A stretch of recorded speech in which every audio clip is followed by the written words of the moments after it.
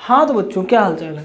आज हम शुरू करने वाले हैं क्लास 8 का chapter number 1 crop production and management. बिल्कुल ही आसान तरीके से पढ़ाऊंगा। जिनको समझ में आता है उनको और समझ में आएगा। जिनको लगता है कि पढ़ाई एक बोझ की तरह है, किसी तरह से क्लास पार कर रहे हैं, उनको पढ़ाई में मजा आने लगेगा। बिल्कुल ही इंटरेस्टिंग समझे पढ़ाई को हम लोग बिल्कुल बोझ की तरह लेते हैं, इसीलिए वो बोझ लगने लगते हैं। पढ़ाई एक बहुत अच्छी चीज़ है। पढ़ाई को अपने जीवन से रिलेट करके रखिए। हर एक चीज़ को अपने जीवन में देखिए कि इसका क्या महत्व है और इससे हमको क्या फ़ायदा मिलता है। तो देखिए आपका पढ़ाई में मन लगने लगेगा। और जिनको बिल्कुल ही पढ़ाई में मन लगता है, जितना मैं पढ़ाता जाऊँ उतना ही पढ़िए। एक बार ज्ञान का बोध बढ़ेगा तो अपने आप पढ़ने में मन लगेगा, ये मेरी गारंटी है। इसी के साथ मैं आज इस चैप्टर का इंट्रोडक्शन शुरू करता हूँ। चलिए बच्चों देखते हैं इंट्रोडक्शन में क्या क्या पढ़ना है। सबसे पहले इस चैप्टर में हमको पढ़ना है एग्रीकल्चर। क्या होता है एग्रीकल्चर, एग्रीकल्चर के बारे में समझेंगे। उसके बाद देखेंगे कि ये क्रॉप, जैसे कि हमारे चैप्टर का नाम ही है क्रॉप, तो क्रॉप क्या होती है इसके बारे में देख लेंगे। फिर उसके बाद देखेंगे टाइप ऑफ क्रॉप, ये क्रॉप कितने प्रकार की होती है इसके बारे में अच्छे से अध्ययन करेंगे। उसके बाद देखेंगे कि एग्रीकल्चरल प्रैक्टिसेस, ये एग्रीकल्चरल प्रैक्टिसेस क्या होता है। एग्रीकल्चरल प्रैक्टिसेस का मतलब होता है कि एग्रीकल्चर को करने के लिए, खेती को करने के लिए किन किन स्टेप का फॉलो किया जाता है उनके बारे में समझेंगे। फिर यहाँ पर 7 स्टेप दिखाए गए हैं, इन 7 का हम डिटेल में अध्ययन करेंगे। पहला हमारा प्रिपरेशन ऑफ सॉइल, दूसरा हमारा सोइंग, उसके बाद है एडिंग मेन्यूर एंड फर्टिलाइजर्स, चौथा हमारा इरिगेशंस, और पांचवा है हमारा प्रोटेक्शन फ्रॉम वीड्स, और छठवां है हमारा हार्वेस्टिंग, और सातवां है हमारा स्टोरेज। इन सब के बारे में अच्छे से अध्ययन करेंगे। फिर हम अगला टॉपिक देखेंगे एनिमल हस्बेंड्री, ये क्या होता है बच्चों। उसके बाद फिर सबसे मेन चीज़ होता है कि पूरे चैप्टर को पढ़ने के बाद उसके क्वेश्चन देखे जाएं और उन पर MCQ किए जाएं।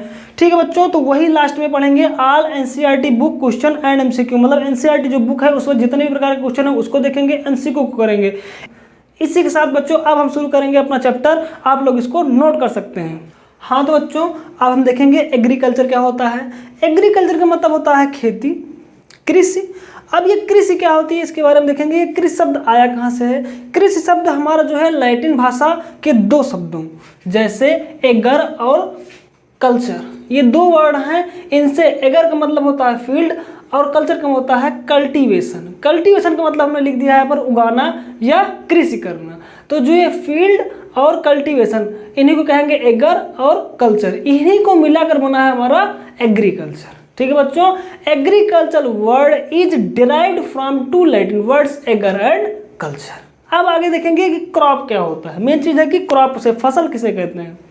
The plant of the same kind and cultivated at one place on a large scale is called crop। मतलब काफ़ी अधिक मात्रा में कई सारे प्लांटों को जब हम ग्रो करते हैं तो उसी को कहते हैं हम क्रॉप, फसल। ठीक है बच्चों, इसी के साथ हम आगे देखेंगे कि फील्ड यानी खेत किसे कहते हैं। The land where plants are cultivated is known as field. The land where plants are cultivated, जहाँ पर पौधे उगाए जाते हैं, जिस जमीन पर पौधे उगाए जाते हैं उसी को ही बच्चों कहते हैं फील्ड, खेत कहते हैं। अब देखेंगे कि टाइप ऑफ क्रॉप्स, फसल कितने प्रकार की होती है। तो फसल बच्चों 2 प्रकार की होती है। अब हम देखेंगे कि मौसम के आधार पर फसल 2 प्रकार की होती है। जो ये फसल होती है मौसम के आधार पर 2 प्रकार की होती है। पहला होती है खरीफ क्रॉप्स, दूसरा होती है रबी क्रॉप्स। अब ये खरीफ क्रॉप्स क्या होती है। खरीफ क्रॉप्स जो है हमारी ये रेनी सीजन में होती है, जो कि जून से सितंबर तक होता है। ठीक है बच्चों, और इनमें कौन कौन सी फसलें होती हैं। पैडी होता है ना, धान होता है, माइज मक्का होता है, सोयाबीन होता है, ग्राउंड नट होता है, और क्या होता है कॉटन होता है। इसी तरह बहुत सारे फसल जो है खरीफ क्रॉप्स के अंतर्गत आते हैं। अब बच्चों हम देखेंगे रबी क्रॉप्स के अंतर्गत क्या होता है और ये कब उगाया जाता है। ये विंटर सीजन में होता है और इसका टाइम होता है अक्टूबर से मार्च तक। और इनमें जो फसलें होती हैं जैसे वेट, ग्राम, पी, मस्टर्ड, ETC, ये सारी जो फसलें उगाई जाती हैं ये रबी क्रॉप्स के अंतर्गत आती हैं। फिर हम बच्चों देखेंगे the tools required to carry out the activities involved in cultivation of plants are known as agricultural implements. मतलब कि जो कुछ भी उपकरण हमारे एग्रीकल्चर के अंतर्गत प्रयोग में आता है उन्हें ही एग्रीकल्चरल इम्प्लीमेंट्स कहते हैं। ठीक है बच्चों, जैसे खुरपा हो गया, फावड़ा हो गया, ये सारे हमारे एग्रीकल्चर इंप्लीमेंट्स के अंतर्गत आते हैं। अब देखेंगे all the activities of the farmers are called agricultural practices. तो हमने जो बात की थी ना कि एग्रीकल्चरल प्रैक्टिस के बारे में पढ़ेंगे, तो जो एग्रीकल्चरल प्रैक्टिस होता है जो किसानों के द्वारा जिन पद्धतियों को अपनाया जाता है खेती करने के लिए, उन्हें ही हम कहते हैं एग्रीकल्चरल प्रैक्टिसेस।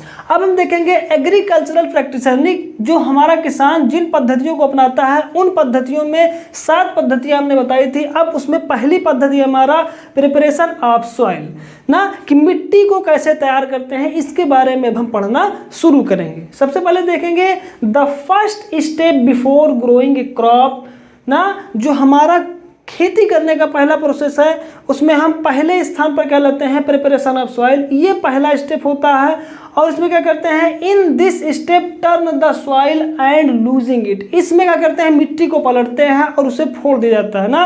ये काम हमारा ट्रैक्टरों के माध्यम से होता है और इस प्रोसेस में दिस प्रोसेस इज कॉल्ड प्लाउजिंग और टिलिंग। ये जो प्रोसेस होता है turning the soil and losing it, इस प्रोसेस को क्या कहते हैं, प्लाउजिंग या फिर टिलिंग कहते हैं। उसके बाद देखेंगे प्लाउजिंग काउज वेंटिलेशन ऑफ सॉइल। ये जो प्लाउजिंग होती है ना, जो खेतों में हम लोग जुताई कर देते हैं, इससे होता क्या है कि ये वेंटिलेशन का काम करता है सॉइल में ना, कि मिट्टी में गैप हो जाता है जिससे कि एयर आर पार आ जा सके। अब देखेंगे and makes it suitable for the growth of small organisms living in it. और क्या बच्चों हमको मिलता है कि जो हमारे लिविंग ऑर्गेनिजम्स हैं, जैसे अर्थवर्म हो गया, कैटरपिलर हो गया, ये मिट्टी के अंदर पाए जाते हैं और ये मिट्टी में रहते हैं, जिसकी वजह से नाइट्रोजन की फिलअप करते हैं लोग, और जो कि पौधों के लिए आवश्यक होती है। इसी के साथ बच्चों आप लोग इसको नोट कर लीजिए, फिर हम अपना अगला टॉपिक अगले पार्ट में देखेंगे।